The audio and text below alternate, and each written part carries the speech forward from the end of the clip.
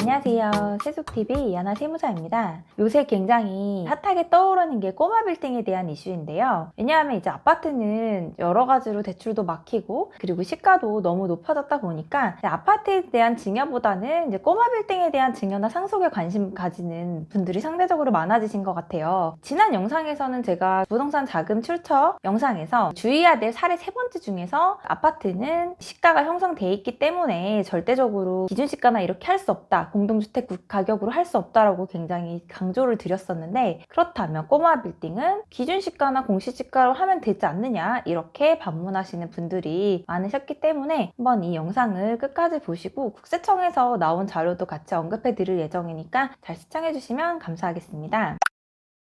기본적으로 이제 꼬마 빌딩에 대한 증여 절세 플랜이 굉장히 많았어요. 왜냐하면 아파트랑 비교해 보시면 굉장히 쉬운 개념인데요. 아파트는 구조도 정해져 있고 이제 층수에 따라서 뭐 향이 조금 달라질 뿐이지 어쨌거나 구조적으로는 같잖아요. 그렇기 때문에 시가라는 거 차이가 크지는 않는데, 빌라 아니면 그냥 일반적인 꼬마 빌딩 상가주택 같은 경우는 뭐 내 바로 옆에 있는 상가주택도 완전히 용도가 다르고, 그리고 내 바로 뭐 앞뒤에 있는 빌딩은 완전 같은 용도로 쓰이는 경우가 별로 없잖아요. 그렇기 때문에 증여 절세 플랜 중에서 일반적으로 기준시가나 공시지가를 썼을 때도 큰 문제가 없었어요. 근데 아시다시피 공시지가, 기준시가 굉장히 시가에 비해서 낮은 가격으로 측정이 돼 있죠. 그렇기 때문에 증여를 할 때 시가가 높아진 아파트들보다는 상대적으로 꼬마 빌딩으로 관심을 가지는 게 많아지는 게 사실인데요. 이런 부분에 있어서 국세청에서 굉장히 과감한 칼을 빼들었습니다. 그게 무슨 이야기냐면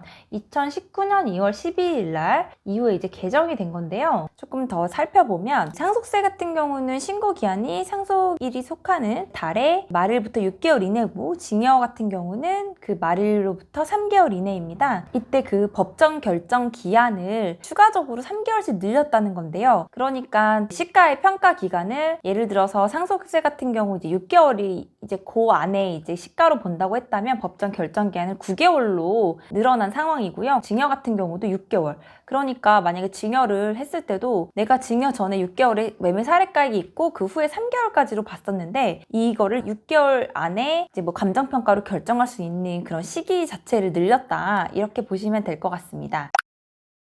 국세청 자료를 보시면 이렇게 꼬마 빌딩 같은 경우에 신고 이후에도 국세청에서 예산 24억을 쓰면서 감정평가를 통해서 시가에 근접하도록 과세를 하겠다, 이렇게 개정이 되었습니다. 그렇다고 해서 모든 꼬마 빌딩 그렇게 한다 그러면 너무 다 두렵기도 하고 힘들 거잖아요. 그렇기 때문에 시가와 공시지가의 차이가 큰 그 꼬마 빌딩 위주로 하겠다는 이야기인데요. 예산 24억이라는 금액이 작으면 작고 크면 큰데, 그래도 어쨌건 국세청에서 칼을 빼들은 만큼 우리도 감정평가의 되게 중요성을 인식을 하셔야 돼요. 그 세법에서 규정하고 있는 것 중에 10억 미만에 대한 부동산에 대해서는 감정평가 기간 하나에서만 받으면 되는데요. 10억이 넘어가면 2개 이상의 감정평가 기간에서 평균가를 가지고 가액을 결정하게 돼 있어요. 감정평가를 받는 게 굉장히 좀 중요해진 건데요. 제가 생각했을 때는 이런 그 감정평가를 국세청에서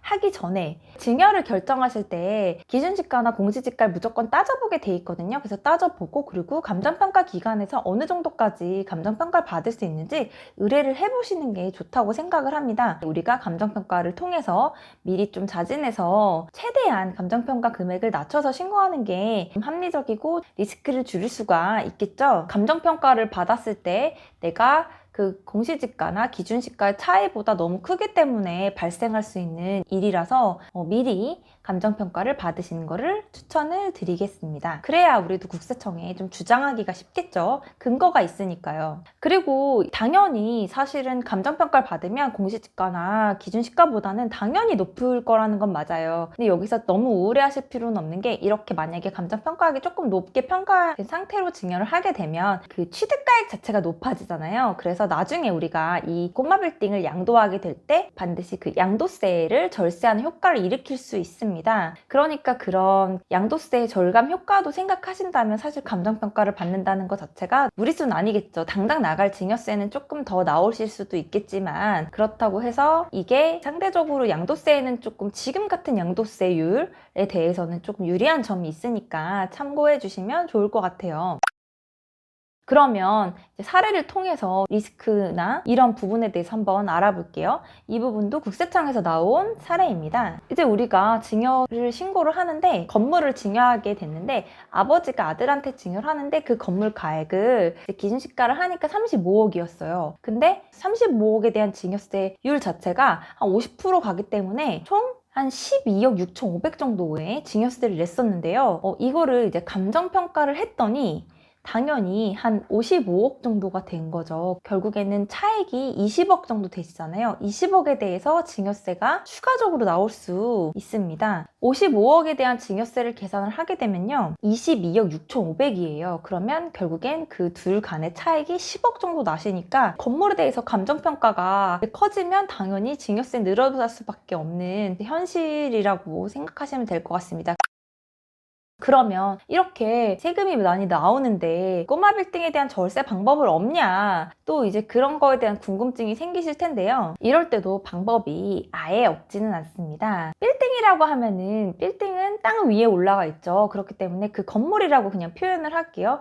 그러면은 땅도 있고 건물도 있어요. 근데 보통 증여를 하기 전에 증여자의 경우에는 땅이랑 건물을 같이 소유하고 있는 경우가 많으시거든요. 물론 간혹 가다가 소유자가 다른 경우도 있겠지만 건물과 토지를 함께 소유해서 소유권 등기가 같이 되는 경우가 많아요. 근데 만약에 자녀에게 건물 같은 경우에는 감가상각이 되기 때문에 가치가 점점 떨어지게 돼 있고 토지는 항상 지가상승분이라는 게 있어서 계속적으로 사실 가치가 올라가고 있잖아요. 우리가 개별 공시지가의 변화폭만 봐도 알 수 있죠. 그래서 토지에 대해서만 증여를 하고 그리고 건물분에 대해서는 증여를 진행하지 않는 거죠. 그래서 감정평가를 받을 때 토지만 감정평가를 받기가 쉽지가 않거든요. 토지에 대해서는 보통은 개별 공시지가가 나와 있기 때문에 토지를 증여를 했어요. 근데 만약에 토지와 건물의 그럼 소유자가 달라지겠죠? 그 증여세는 당연히 조금 낮게 측정이 될 거고 그렇게 증여를 하게 되면 어떤 문제가 발생하냐면 건물에 있는 세입자들이 조금 혼돈이 올 수가 있어요. 그래서 그 세입자들과 임대차 계약서를 다시 쓰게 되는데 그때 조금 주의해서 쓰시면 됩니다. 임차료는 임대보증금이랑 월세로 구성이 돼 있죠.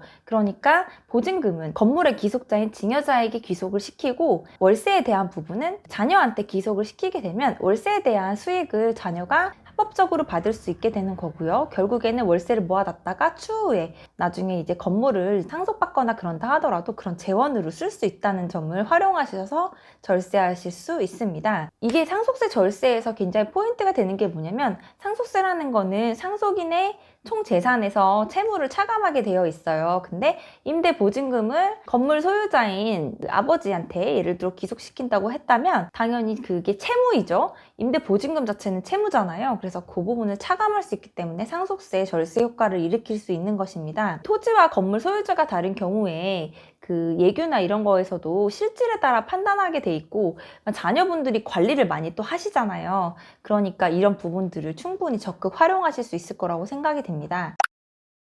결과적으로는 그 토지에 대한 지가 상승분은 수증자가 누리게 되는 거고 이제 사전 토지 증여를 통했기 때문에 나중에 상속이 발생했을 때를 고려를 한다면 그때는 토지 지가 상승분은 더 높겠죠. 그러니까 그런 부분을 충분히 누리시고 그리고 월세 수익도 받을 만한 근거가 되고 왜냐하면 건물 자체가 땅이랑 빌딩을 구성하는 것 자체가 땅과 건물이 같이 묶여 있다고 보기 때문에 이제 만약에 혹시 뭐 그 꼬마 빌딩을 증여하고 싶으신 분들은 첫 번째로 아까 감정평가에 대해서 국세청이 칼을 뽑아 들었으니 이 부분을 어떻게 증여하는 게 좋을지에 대한 부분을 세무 전문가와 한번 상의하셔가지고 이제 결정하시면 좋을 것 같습니다. 오늘 영상도 도움이 되셨으면 좋겠습니다. 감사합니다.